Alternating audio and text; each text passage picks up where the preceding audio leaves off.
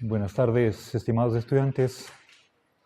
En esta última clase del ciclo vamos a saltarnos al último par de textos. Tanto Francisco Contreras como José Martínez de Pisón tienen cada uno libros enteros sobre la temática de la discusión entre neoliberalismo, como una posición extrema del liberalismo, con una tendencia hacia el Estado mínimo, y por el otro extremo, un Estado que yo llamaría socializante, o con otras palabras, el Estado de bienestar. ¿Sí? Entonces, se presentan las características de cada tendencia. Veamos. A ver, por un lado, las ideas, voy a poner aquí a la izquierda, de Estado mínimo.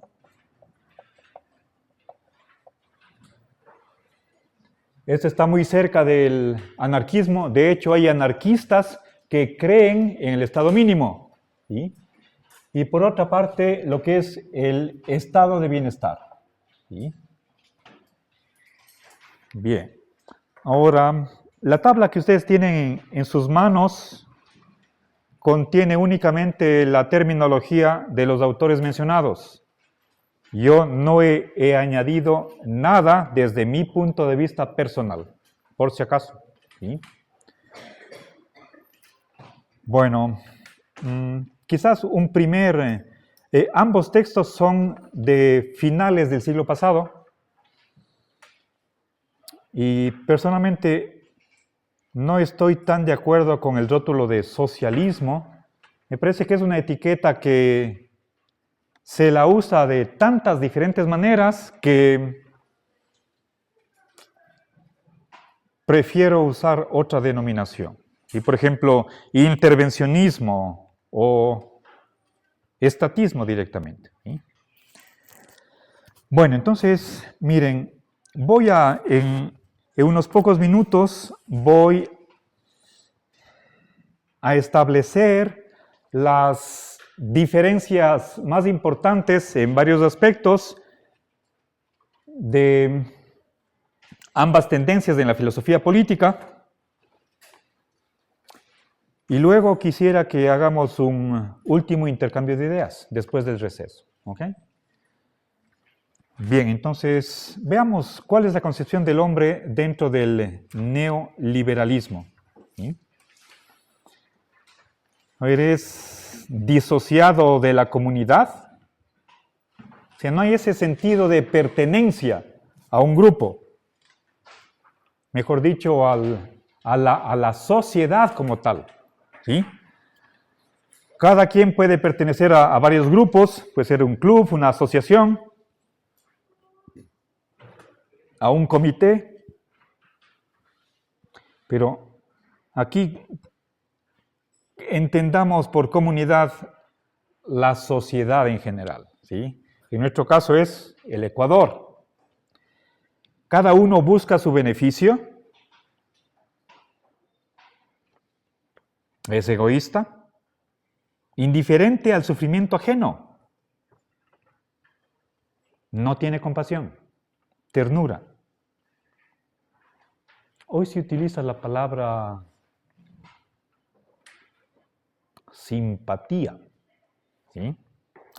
Carece de simpatía, es propietario. Y Herbert Spencer fue un filósofo de finales del siglo XIX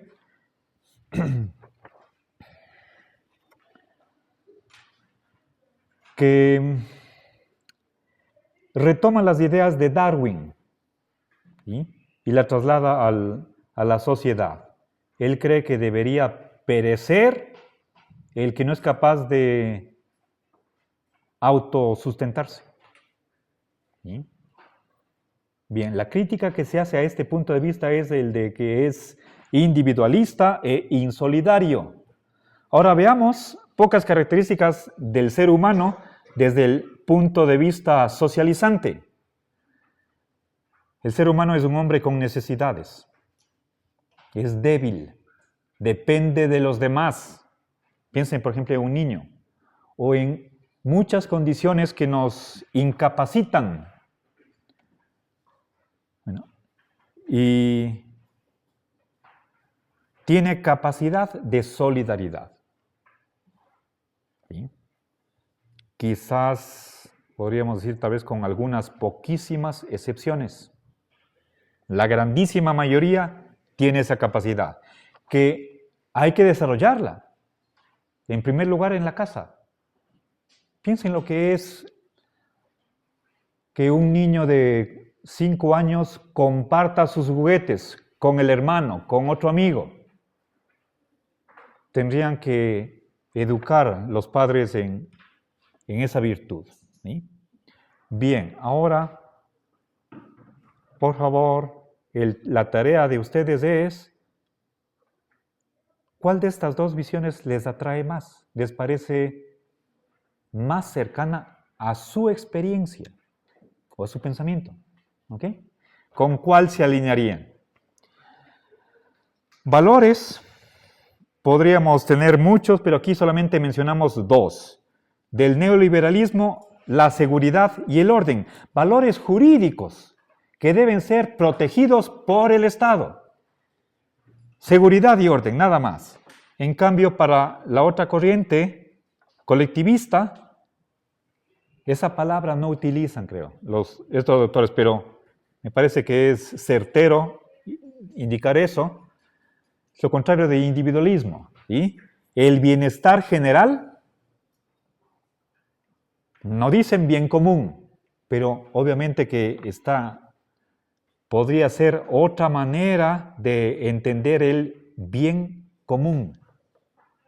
No digo que sean exactamente lo mismo, pero ninguno de estos dos autores me parece que maneja el valor del bien común. Pero el bienestar colectivo o bienestar general está cerquísima del bien común. La igualdad material, no solamente igualdad ante la ley, igualdad en recursos, en calidad de vida. ¿Sí? Ok. Para el neoliberalismo no interesa, no hay bien común, solo hay bien individual. ¿Sí? Entonces, por favor, dentro de cada fila pongan con cuál se alinean. ¿Sí? Solamente, a ver si quieren, tal vez podrían, pongan un visto bueno en el margen izquierdo si están a favor del neoliberalismo, en el margen derecho si están con el socialismo. Y después al final contamos, ¿sí?, por dónde está la mayoría, desde el punto de vista personal. Libertad. ¿Sí? A ver.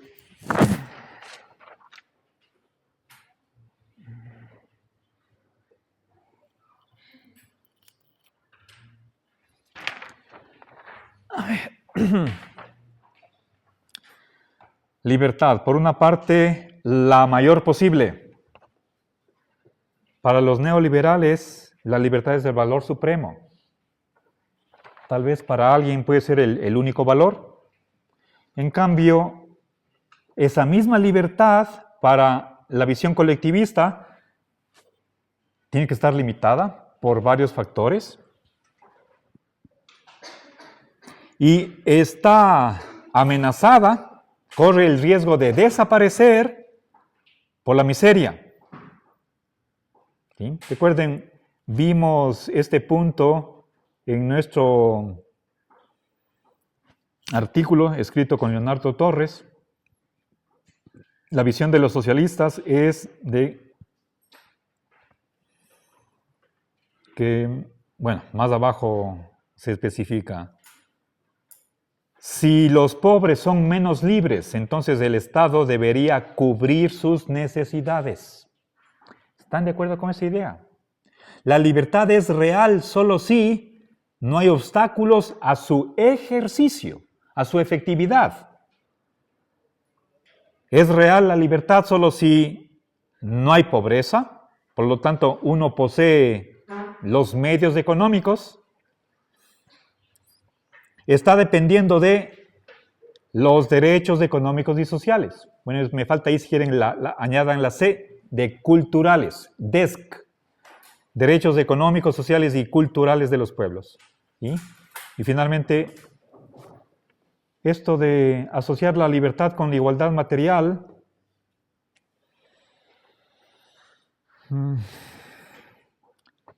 bueno, creo que,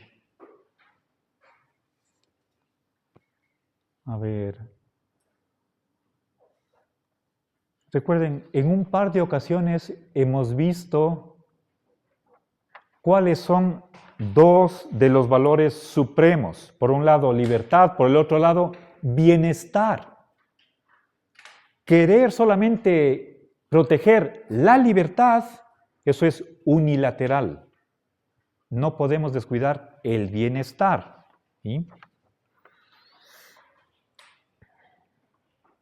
Entonces, yo diría más bien el bienestar es real si es que hay una tendencia hacia la igualdad, si hay menos desigualdad.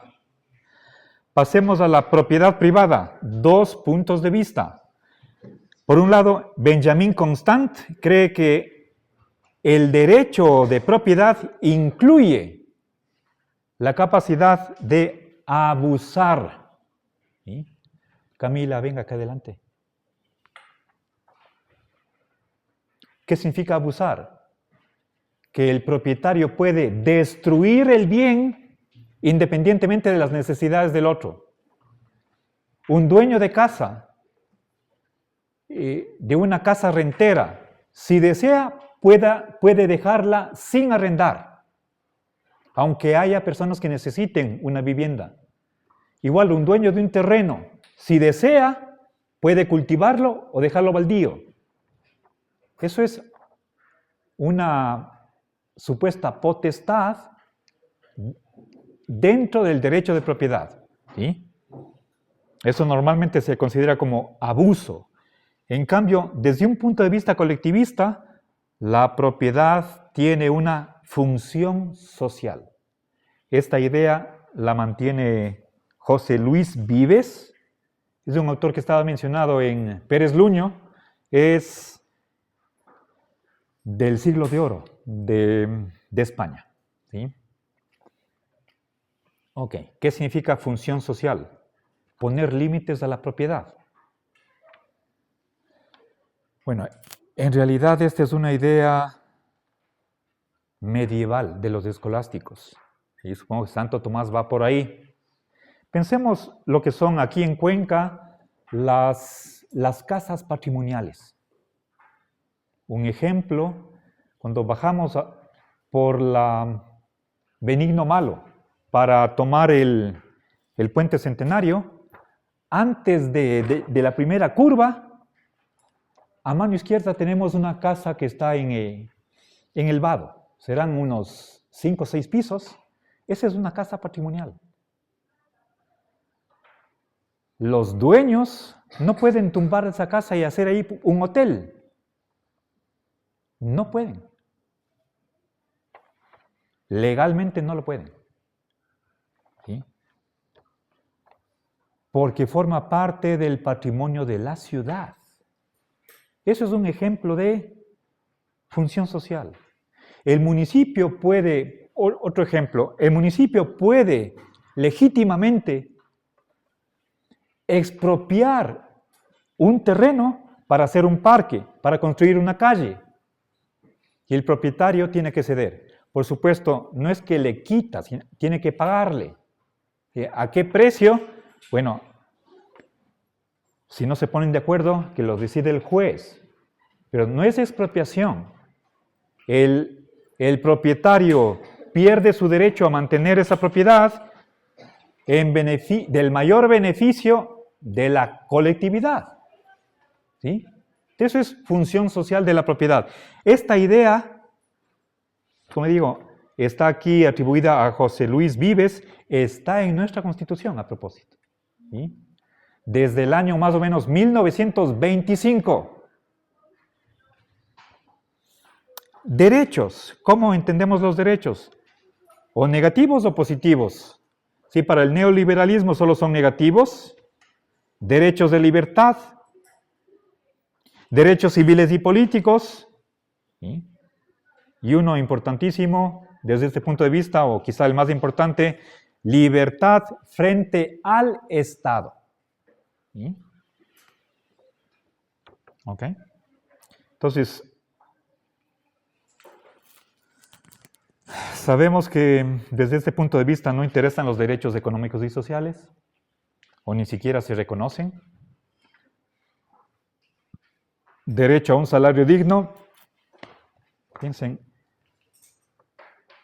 en Estados Unidos se discute si debería en la Constitución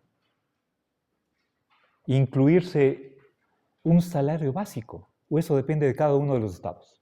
Que lo decida California, Wisconsin, Nueva York, cada uno diferente. ¿Sí? La tendencia debería ser al alza. ¿Sí? En cambio, en un punto de vista colectivista, los derechos son de prestación. ¿Qué significa prestación? Derechos positivos de hacer, dar, prestar. ¿Sí? ¿Prestar qué? Servicios públicos. ¿Sí? Los derechos son concebidos como una reclamación al Estado. El Estado debe hacer algo. Tiene una obligación positiva. ¿Sí? Si es que son así concebidos los derechos. ¿Sí? Bien, el fin de los derechos es la satisfacción de las necesidades. ¿Ok? Recuerden, cuando discutimos la cuestión de en qué se basan los derechos. Yo les dije, los derechos humanos son o tienen su origen en las necesidades del ser humano como organismo viviente. ¿Sí? Empezando por agua y alimentación, etc. Derechos sociales, ¿sí? Para una sociedad igualitaria. Derechos solidarios. ¿Qué significa la solidaridad? ¿Sí? No he definido esta palabra, se la puede entender de muchas maneras, pero creo que, podemos comprender por solidaridad ese eslogan que dice todos para uno y uno para todos. ¿Sí? ¿Qué significa lo primero? La sociedad debe velar o cuidar por los individuos y al revés. Cada individuo tiene que contribuir a la sociedad. ¿Sí? Eso es la solidaridad. ¿Ok? Del individuo para con la sociedad o Estado. ¿Ok? Bien. Entonces, en la solidaridad no es solo cuestión de recibir, que los otros me den, sino también es aportar, ¿sí? Cooperar mutuamente. ¿Sí? Deberes, por el un lado, tenemos simplemente de no interferencia. Deber negativo, que no me engañen, no me estafen, no me roben, no me perjudiquen. ¿Sí? En cambio, deberes, desde el punto de vista colectivista, deberes positivos. Satisfacer las necesidades del otro.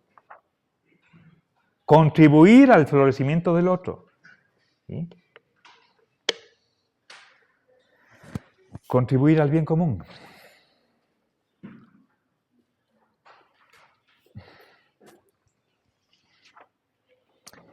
Veamos la sociedad.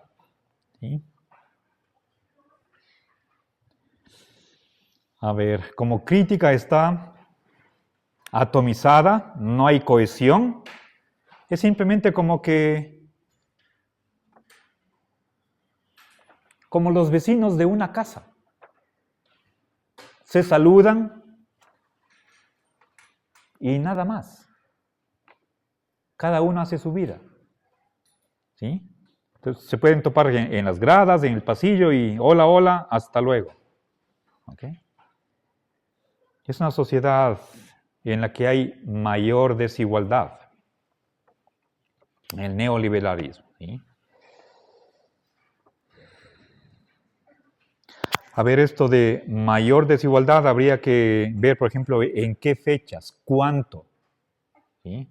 Posiblemente hay las cifras en la obra de estos dos filósofos. Aquí simplemente saco la idea general. ¿Sí? Pero creo que habría que matizar esto de acá. ¿Qué es la sociedad para esta visión colectivista? Un gran seguro. ¿Sí? Es como una red. Ustedes han visto que muchos circos tienen un número que pertenece a los trapecistas. ¿Sí?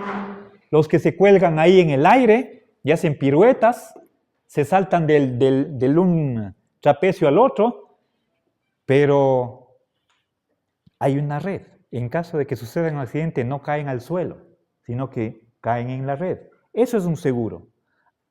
Esa función debería tener la sociedad con respecto al individuo. Y eso es el seguro social. ¿Sí?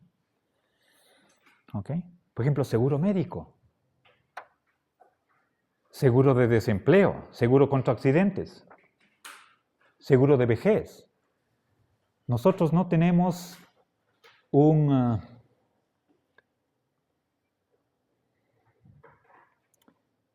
o sí, corríjanme, tenemos seguro de desempleo.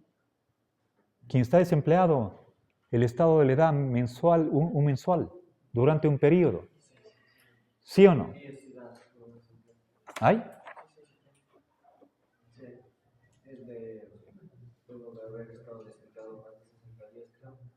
Van a cambiar y uno tiene que esperar menos tiempo luego de haber sido cesante y creo que son de 3 a 6 meses me parece.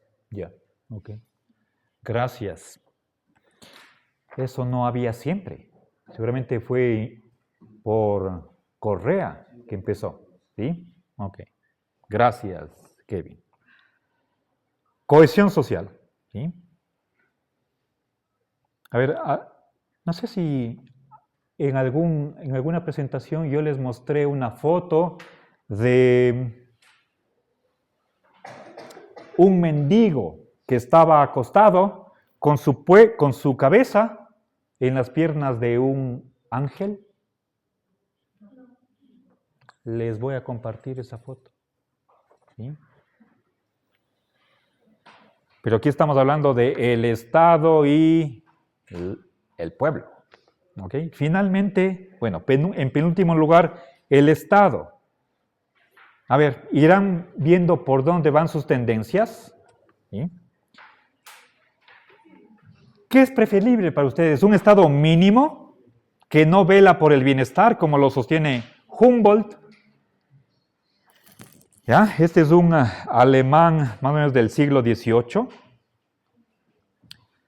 No vela por la felicidad. Eso es lo que piensa Kant. ¿Sí? Solo es el protector o guardián de la libertad y la propiedad. Sus fines, los fines del Estado, son los del individuo, no los derechos económicos y sociales. El Estado no es responsable de esos derechos. Eso es cuestión del mercado libre de la empresa privada. Eso piensa Hayek.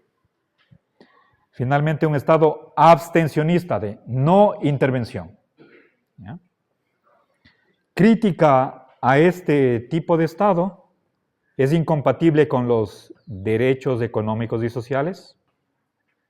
Es muy poderosa esa crítica. No hay satisfacción de las necesidades. No hay reducción de la desigualdad. Y sabemos que la desigualdad amenaza la cohesión. Se reducen los impuestos progresivos.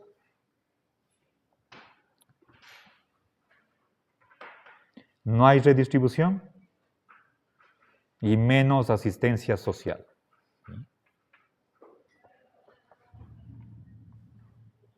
El Estado debe a la universidad millones de dólares desde hace unos 3 años por lo menos. No sé exactamente cuánto, ¿alguien me recuerda?